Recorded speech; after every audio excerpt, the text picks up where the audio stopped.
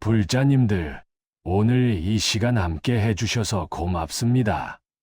요즘 많은 분들이 인간관계 때문에 괴로워하십니다. 가족이든 친구든 직장 동료든 함께 있으면 마음이 편하지 않고 오히려 상처만 받는 관계가 있지 않습니까? 만날 때마다 부정적인 말만 하는 사람, 나를 이용하려고만 하는 사람, 내 에너지를 빼앗아가는 사람들 말입니다. 그런데도 우리는 정을 끊지 못합니다. 의리 때문에, 체면 때문에, 혹은 그냥 습관처럼 그 관계를 이어갑니다.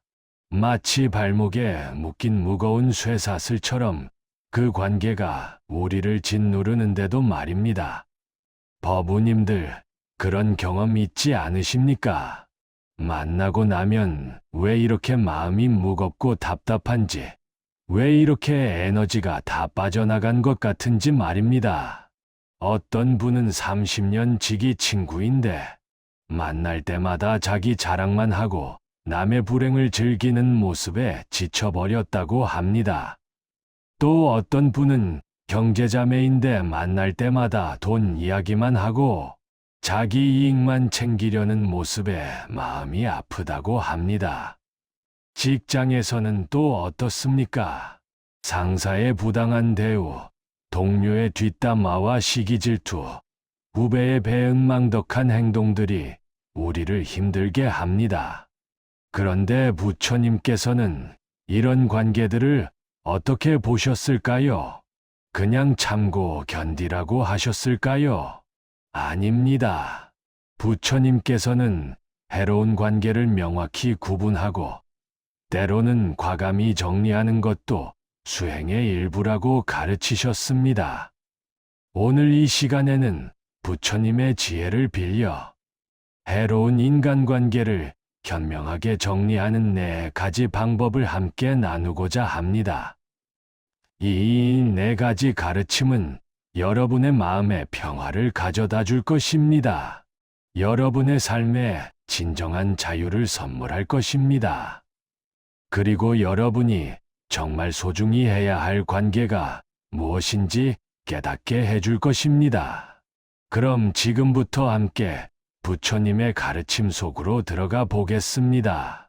첫 번째로 말씀드릴 것은 해로운 인연을 알아보는 지혜입니다.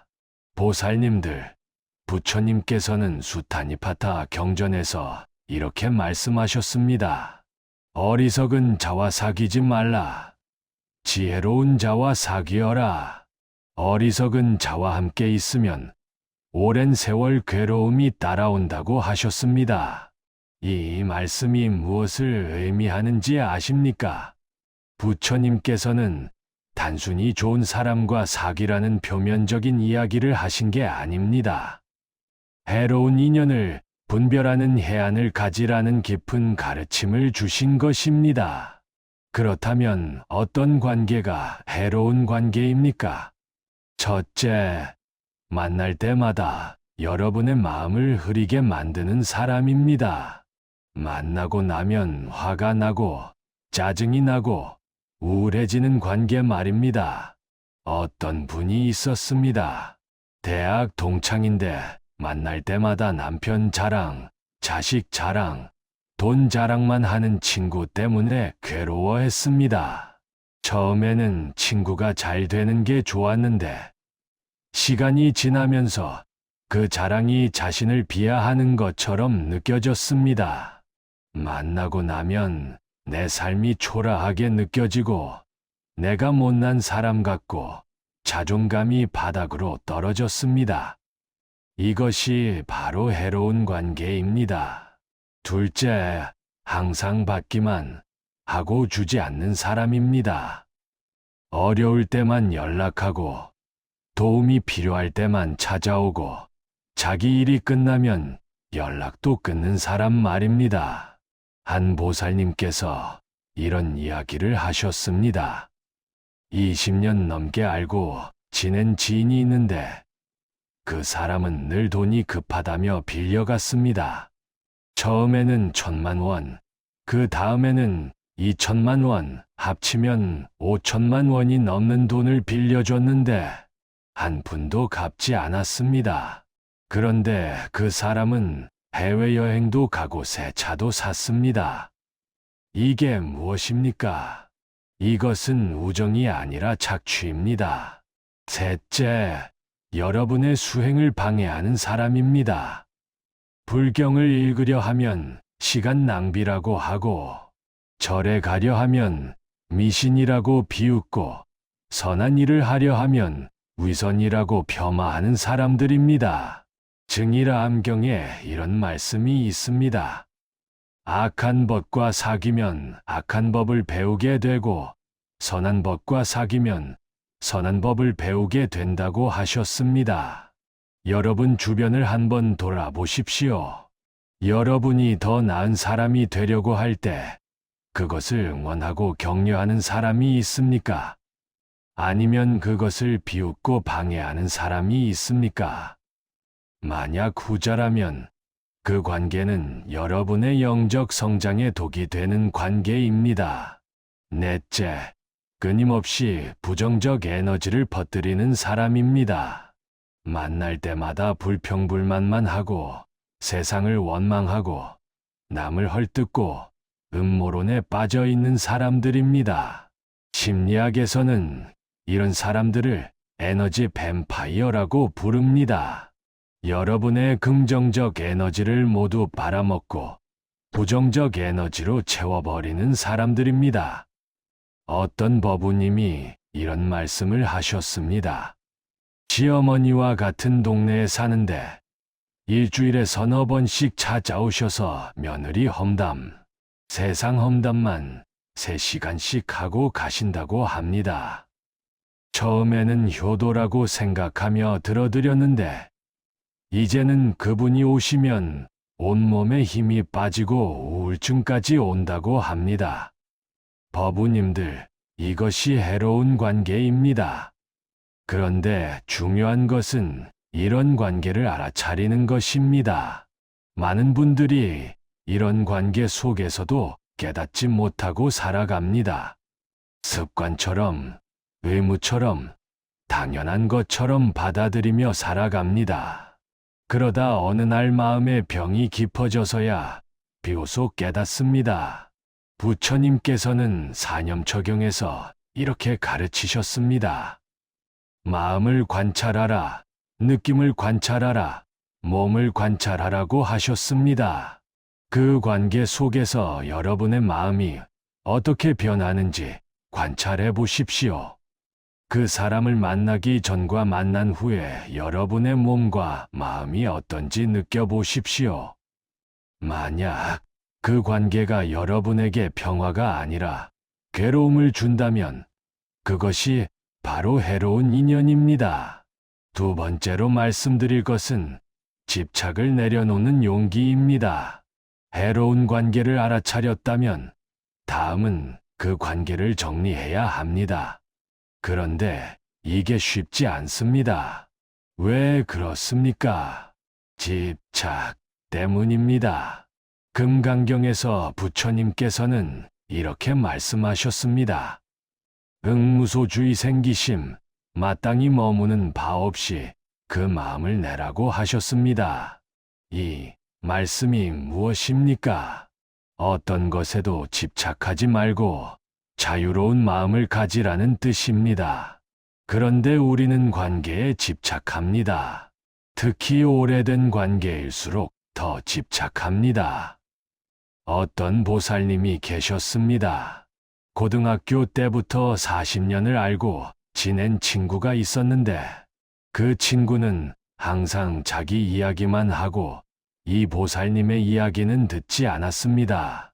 만날 때마다 자기 불행을 늘어놓으며 위로를 요구했지만 이 보살님이 힘들 때는 한 번도 전화하지 않았습니다. 그런데도 이 보살님은 그 관계를 끊지 못했습니다. 40년이라는 세월, 함께 웃고 울었던 추억, 그 모든 것에 집착했기 때문입니다. 법우님들, 집착이 무엇인지 아십니까? 집착은 과거에 발목이 잡혀 있는 것입니다. 그 관계가 지금 나에게 무엇을 주는지가 아니라 예전에 무엇이었는지에 매달리는 것입니다. 조주선사의 어록에 이런 이야기가 있습니다. 한 수행자가 조주선사에게 물었습니다. 스님, 어떻게 하면 집착에서 벗어날 수 있습니까? 조주선사께서 대답하셨습니다. 내려놓아라. 수행자가 다시 물었습니다. 무엇을 내려놓습니까? 조주선사께서 말씀하셨습니다. 내려놓으려는 그 마음마저 내려놓아라.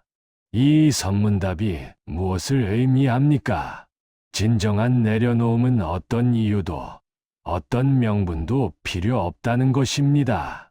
그냥 내려놓으면 됩니다. 우리는 관계를 정리할 때 수많은 핑계를 만듭니다. 그래도 오래 알고 지낸 사이인데, 그래도 어려울 때 도움을 받았는데, 그래도 가족인데, 그래도 혈육인데, 이런 핑계들 말입니다. 하지만 보살님들, 이 핑계들이 여러분을 괴롭히고 있습니다.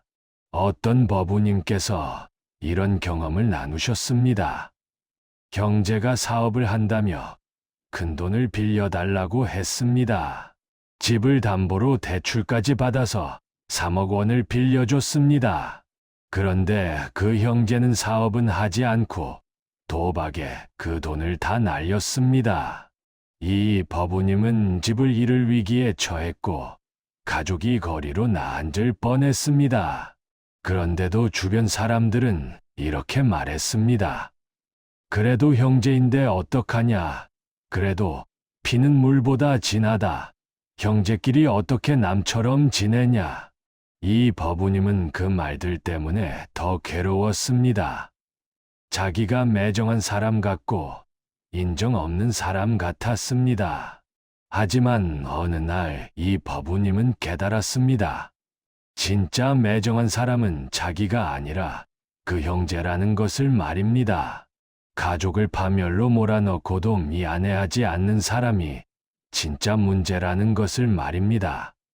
그제야 이 법우님은 그 형제와의 관계를 정리했습니다. 연락을 끊고 만나지 않고 마음속에서도 지웠습니다. 그러자 신기하게도 마음에 평화가 찾아왔습니다. 화엄경에 이런 구절이 있습니다. 일체유심조. 모든 것은 마음이 만들어낸다고 하셨습니다. 관계도 마찬가지입니다. 우리가 그 관계에 의미를 부여하면 그 관계는 소중해지고 의미를 거두면 그 관계는 사라집니다. 혈연이든 오랜 인연이든 그 어떤 관계도 여러분을 괴롭힐 권리는 없습니다. 여러분의 평화를 깨뜨릴 자격은 없습니다. 그러니 용기를 내십시오. 그 집착을 내려놓으십시오. 과거에 좋았던 기억이 아니라 지금 이 순간 그 관계가 여러분에게 주는 것이 무엇인지 보십시오. 만약 그것이 고통이라면 과감히 놓아버리십시오. 부처님께서는 발정도 중 정사유, 바른 생각을 가르치셨습니다. 바른 생각이란 무엇입니까? 자기 자신을 속이지 않는 정직한 생각입니다. 그 관계가 해롭다는 것을 알면서도 좋은 척하는 것, 그것은 바른 생각이 아닙니다. 자기 자신에게 솔직해지십시오. 그 관계가 정말 필요한지, 정말 소중한지 물어보십시오. 만약 대답이 아니오라면 이제 놓아줄 때입니다. 세 번째로 말씀드릴 것은 자비로운 거리 두기입니다. 보살님들, 관계를 정리한다고 해서 미워하거나 원망하라는 뜻이 아닙니다. 부처님께서는 증오로는 증오를 끝낼 수 없고 오직 사랑으로만 증오를 끝낼 수 있다고 하셨습니다. 법구경의 이 말씀을 기억하십니까? 이것이 영원불변의 진리라고 하셨습니다. 그렇다면 어떻게 해야 합니까? 미워하지도 말고 원망하지도 말되 그 사람과는 거리를 두는 것입니다. 이것을 자비로운 거리 두기라고 합니다. 어떤 스님께서 이런 말씀을 하셨습니다. 절에 한 신도가 있었는데 이 신도는 늘 다른 신도들과 다투고 시비를 걸었습니다. 법회 때마다 분위기를 흐리고 스님의 법문에도 트집을 잡았습니다. 다른 신도들이 하나둘씩 절을 떠나기 시작했습니다. 스님께서 고민하다가 그 신도에게 이렇게 말씀하셨습니다. 보살님, 이 절은 보살님께 인연이 아닌 것 같습니다. 다른 절에 가서 수행하시는 게 보살님의 수행에도 더 좋을 것 같습니다. 그 신도는 화를 내며 떠났지만 스님은 그 신도를 위해 매일 기도하셨습니다. 그 신도가 좋은 곳에서 좋은 스승을 만나기를, 진정한 평화를 찾기를 기도하셨습니다. 이것이 자비로운 거리 두기입니다. 상대를 미워하지 않으면서도 명확한 경계를 만드는 것입니다. 유마경에 이런 이야기가 있습니다. 유마거사께서 병이 들었을 때 제자들이 찾아와 문병했습니다. 어떤 제자가 물었습니다. 거사님, 누구 때문에 병이 드셨습니까? 유마거사께서 대답하셨습니다. 모든 중생이 병들었기에 나도 병든 것이다. 하지만 중생의 병이 낫는다고 내 병이 낫는 것은 아니다. 이 말씀이 무슨 뜻입니까? 다른 사람의 고통에 공감하되 그 고통을 내 것으로 만들지는 말라는 뜻입니다. 자비심을 가지되 자기 자신을 희생하지는 말라는 뜻입니다. 많은 분들이 착각합니다. 자비로우려면 무조건 참아야 한다고, 무조건 받아주어야 한다고 생각합니다. 하지만 그것은 자비가 아니라 집착이고 어리석음입니다.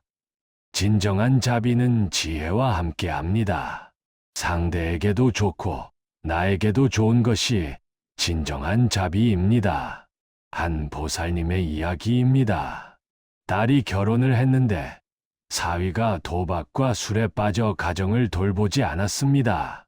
딸은 매번 친정에 와서 돈을 빌려가고 이 보살님은 딸이 불쌍해서 계속 도와줬습니다.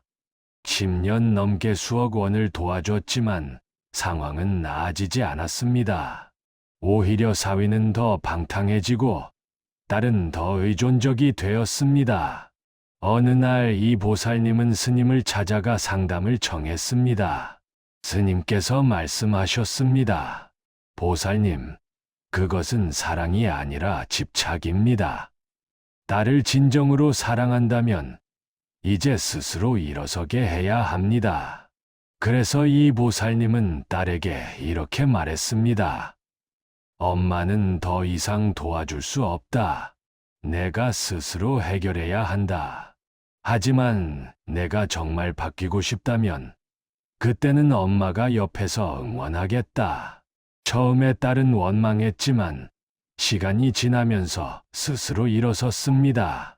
남편과 이혼하고 직장을 구하고 아이들을 키우며 강해졌습니다.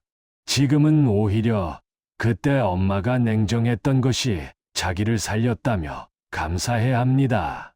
법우님들, 이것이 자비로운 거리 두기입니다. 상대를 미워하지 않으면서도 명확한 선을 긋는 것입니다. 상대의 행복을 바라지만 그것이 내 희생을 요구한다면 거절하는 것입니다. 열반경에서 부처님께서는 이렇게 말씀하셨습니다. 자기 자신을 등불로 삼고 자기 자신을 의지하라고 하셨습니다. 이 말씀은 이기적으로 살라는 뜻이 아닙니다. 자기 자신을 먼저 챙기고 보호해야 다른 사람도 진정으로 도울 수 있다는 뜻입니다. 비행기 안전수칙을 생각해 보십시오. 산소 마스크가 떨어지면 자기 것을 먼저 쓰고 나서 옆 사람을 도우라고 합니다. 왜 그렇습니까? 자기가 먼저 살아야 남도 살릴 수 있기 때문입니다. 인간관계도 마찬가지입니다. 자기 자신이 무너지면서까지 남을 도울 필요는 없습니다. 자기 마음의 평화를 지키면서 적절한 거리에서 상대의 행복을 바라는 것, 그것이 진정한 자비입니다. 그러니 죄책감을 가질 필요가 없습니다. 관계를 정리한다고 해서 나쁜 사람이 되는 것이 아닙니다. 오히려 자기 자신을 소중히 여기는 지혜로운 사람이 되는 것입니다. 네 번째로 말씀드릴 것은 새로운 인연의 마음을 여는 것입니다. 보살님들, 해로운 관계를 정리하고 나면 마음에 공간이 생깁니다. 무거운 짐을 내려놓은 것 같은 가벼움이 찾아옵니다. 그런데 동시에 허전함도 찾아옵니다. 오랫동안 함께했던 관계가 사라지면 그 빈자리가 크게 느껴지기 때문입니다. 이때 중요한 것이 새로운 인연의 마음을 여는 것입니다. 화엄경에서 부처님께서는 인드라망의 비유를 들어 설명하셨습니다. 우주는 거대한 그물처럼 연결되어 있고 각 교차점마다 보석이 달려 있다고 하셨습니다. 각 보석은 다른 모든 보석을 비추고 서로가 서로를 빛나게 한다고 하셨습니다. 이것이 연기법입니다. 모든 것은 서로 연결되어 있고 서로에게 영향을 주고받는다는 가르침입니다. 그렇다면 우리는 어떤 인연과 연결되어야 할까요? 나를 빛나게 하고 내가 빛나게 할 수 있는 인연과 연결되어야 합니다. 법구경에 이런 구절이 있습니다. 좋은 벗과 함께 가는 것이 혼자 가는 것보다 낫고 좋은 벗을 만나는 것이 1000번의 제사를 지내는 것보다 낫다고 하셨습니다. 보살님들, 좋은 인연을 만나는 것이 그만큼 중요합니다. 좋은 인연은 우리의 삶을 완전히 바꿔놓습니다. 우리를 더 나은 사람으로 만들고, 더 행복하게 만들고, 더 깨어있게 만듭니다. 그렇다면 어떻게 좋은 인연을 만날 수 있습니까? 첫째, 자기 자신을 먼저 좋은 사람으로 만들어야 합니다. 끼리끼리 모인다는 말이 있지 않습니까? 내가 긍정적이고 자비롭고 지혜로운 사람이 되면 그런 사람들이 자연스럽게 모여듭니다. 둘째, 마음을 열어야 합니다. 상처받을까봐, 또 배신당할까봐 마음의 문을 닫아버리면 좋은 인연도 들어올 수 없습니다. 과거의 아픔을 내려놓고 새로운 시작에 대한 용기를 내야 합니다. 셋째, 자기가 관심 있는 분야에서 사람을 만나야 합니다. 절에서 불교 공부를 하면서 만난 사람, 봉사활동을 하면서 만난 사람, 취미생활을 하면서 만난 사람은 이미 공통점이 있습니다. 그런 공통점이 좋은 관계의 시작이 됩니다. 한 보살님의 이야기입니다. 남편을 여의고 혼자 사는 이 보살님은 극심한 우울증에 시달렸습니다. 자식들도 바쁘다며 자주 찾아오지 않았고 친구들도 하나둘 세상을 떠났습니다. 죽고 싶다는 생각까지 했습니다. 그러다 동네 복지관에서 하는 서예교실에 등록했습니다. 처음에는 시간이나 때우자는 생각이었는데 그곳에서 만난 할머니들이 너무 좋았습니다. 함께 붓글씨를 쓰고 점심을 먹고 차를 마시며 이야기를 나눴습니다. 서로의 아픔을 나누고 서로를 위로하고 서로를 응원했습니다. 이 보살님은 말합니다. 이 할머니들을 만나지 못했다면 지금 이 세상에 없었을 거라고 말입니다. 법우님들, 이것이 인연의 힘입니다. 좋은 인연은 우리를 살립니다. 절망의 구렁텅이에서 우리를 끌어올립니다. 그러니 포기하지 마십시오. 아직 만나지 못한 좋은 인연들이 여러분을 기다리고 있습니다. 용기를 내서 새로운 곳에 가보고 새로운 사람들을 만나보십시오. 그리고 기억하십시오. 인연은 우연이 아니라 필연입니다. 여러분이 준비되었을 때 좋은 인연은 반드시 찾아옵니다. 부처님께서 보리수 아래에서 성도하신 후 첫 번째로 하신 일이 무엇인지 아십니까? 5 비구를 찾아가신 것입니다. 함께 수행할 도반을, 함께 진리를 나눌 것을 찾아가신 것입니다. 부처님도 혼자가 아니었습니다. 좋은 도반들과 함께 걸으셨습니다. 우리도 마찬가지입니다. 혼자서는 갈 수 없습니다. 좋은 인연들과 함께 손잡고 가야 합니다. 그 길이 바로 깨달음으로 가는 길입니다. 그 길이 바로 행복으로 가는 길입니다. 불자님들, 오늘 이 시간 함께하면서 4가지 가르침을 나눴습니다. 첫째, 해로운 인연을 알아보는 지혜를 갖추십시오. 여러분의 마음을 관찰하고 여러분의 몸을 관찰하십시오. 그 관계가 평화를 주는지, 괴로움을 주는지 정직하게 보십시오. 둘째, 집착을 내려놓는 용기를 내십시오. 오래되었다고, 정이 들었다고 해서 반드시 좋은 관계는 아닙니다. 과거가 아니라 현재를 보십시오. 지금 그 관계가 여러분에게 무엇을 주는지 보십시오. 셋째, 자비로운 거리 두기를 실천하십시오. 미워하지도 말고 원망하지도 말되 명확한 경계를 만드십시오. 자기 자신을 먼저 보호하면서 상대의 행복도 바라십시오. 넷째, 새로운 인연의 마음을 여십시오. 해로운 관계를 정리한 자리에 좋은 인연이 들어옵니다. 용기를 내서 새로운 사람들을 만나고 새로운 시작을 하십시오. 이 4가지 가르침을 실천하면 여러분의 삶이 변할 것입니다. 무겁던 마음이 가벼워지고 어둡던 길이 밝아질 것입니다. 이미 경험하신 분들도 계시겠지만 아직 용기를 내지 못한 분들도 계실 것입니다. 괜찮습니다. 한 걸음 한 걸음 천천히 가십시오. 부처님께서도 한순간에 깨달으신 것이 아닙니다. 오랜 수행과 노력 끝에 마침내 보리수 아래에서 성도하셨습니다.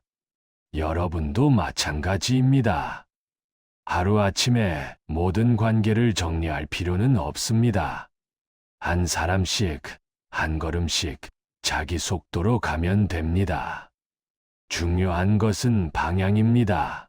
여러분이 평화를 향해, 자유를 향해, 행복을 향해 나아가고 있다면 그것으로 충분합니다. 그리고 기억하십시오. 여러분은 혼자가 아닙니다. 부처님께서 항상 함께 계십니다. 삼보가 여러분을 지켜주고 계십니다. 그리고 이 시간을 함께한 우리 모두가 여러분의 도반입니다. 서로를 응원하고 서로를 격려하며 함께 이 길을 걸어갑시다. 오늘 이 영상이 도움이 되셨다면 좋아요 버튼을 눌러주시고 댓글로 여러분의 생각을 나눠주십시오. 여러분의 경험이 다른 분들에게 큰 힘이 됩니다. 그리고 구독을 눌러주시면 앞으로도 부처님의 가르침을 함께 나눌 수 있습니다.